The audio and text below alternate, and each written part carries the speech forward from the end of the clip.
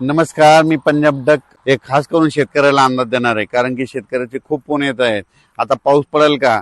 तर सर्वप्रथम राज्यातल्या सर्व शेतकऱ्याला सांगू इच्छितो की राज्यामध्ये 5 एप्रिल पासून हवामान कोरडं राहणार आहे, उन्हाची तीव्रता वाढत जाणार आहे. म्हणून हा अंदाज सर्व शेतकऱ्यांना लक्षात यायचा. म्हणजे सांगायचं झालं 5 एप्रिल पासून राज्यात काय होईल, उन्हाचा पारा वाढत जाणार आहे. 8-9 तारखेला 40-41 अंशापर्यंत उन्हाचा पारा वाढत जाणार आहे. गरमी देखील वाढणार आहे. म्हणून हा अंदाज सर्व शेतकऱ्यांना लक्षात द्यायचा. ज्यांचे कांदे असेल आता कांदा काढायला काही हरकत नाही. त्याच्यानंतर कोणाचा गहू शिल्लक राहायला काढायचा असला तर गहू काढू शकता, हरभरा काढू शकता, मका देखील काढू शकता. कारण की आता सध्या तरी पावसाचं वातावरण नाही, म्हणून हा अंदाज लक्षात यायचा. म्हणजे सांगायचं झालं तर 15 दिवस तरी आता सध्या तरी पावसाचं वातावरण नाही, म्हणून हे अंदाज लक्षात येतात. मग पावसाचं वातावरण कधी तयार होईल? फक्त पावसाचं वातावरण काय होईल, एप्रिलच्या शेवटच्या आठवड्यात मात्र पावसाचं वातावरण तयार होईल, म्हणून हे देखील सर्व शेतकऱ्यांना लक्षात यायचं. पण सध्या तरी आता 15 दिवस म्हणजे आजपासून तर चांगला 20 तारखेपर्यंत कसलाय पाऊस नाही, काही येणार नाही. म्हणून हा अंदाज सर्व शेतकऱ्यांनी लक्षात घ्यायचा. पूर्व विदर्भातल्या शेतकऱ्याला सांगू इच्छितो की आज फक्त 4 एप्रिल पर्यंत म्हणजे वर्धा, नागपूर, भंडारा, गोंदिया, चंद्रपूर, यवतमाळ, वाशिम, हिंगोली, परभणी, नांदेड ह्या पट्ट्यामध्ये आजच्या दिवसात तिकडे थोडं पावसाचं वातावरण राहणार आहे. पाऊस काही जास्त पडणार नाही, त्याच्यामुळे काही चिंता करायची नाही. उद्या पूर्व विदर्भ आणि पश्चिम विदर्भात देखील उद्या कोरडं हवामान होणार आहे, म्हणून हे देखील सर्व शेतकऱ्यांनी लक्ष द्यायचं.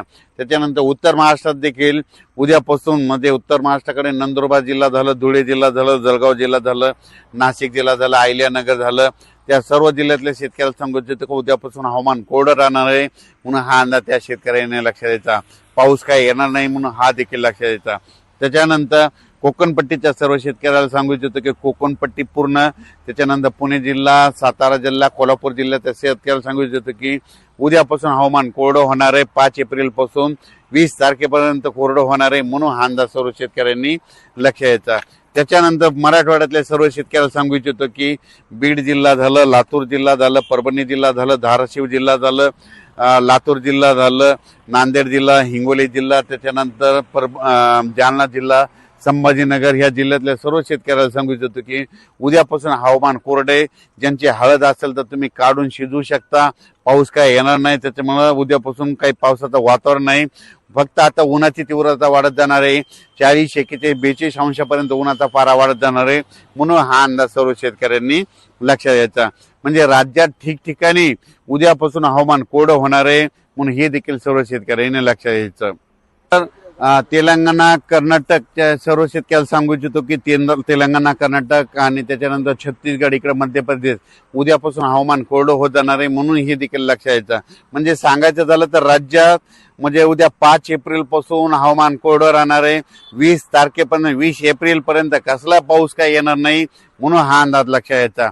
मग सांगायचं झालं तर राज्यात फक्त आजच्या दिवसात म्हणजे फक्त विदर्भातच म्हणजे वर्धा, नागपूर, भंडारा, गोंदिया, चंद्रपूर, यवतमाळ, वाशिम, हिंगोली त्या भागातच ढगाळ वातावरण राहील आणि तुरळक भागात पाऊस पडेल. पण उद्या मात्र पूर्व विदर्भात देखील 5 एप्रिल पासून हवामान कोरडं होणार आहे, म्हणून हे अंदाज लक्षात द्यायचा. अचानक वातावरण बदल झाला तर लगेच एक मेसेज दिला जाईल. धन्यवाद.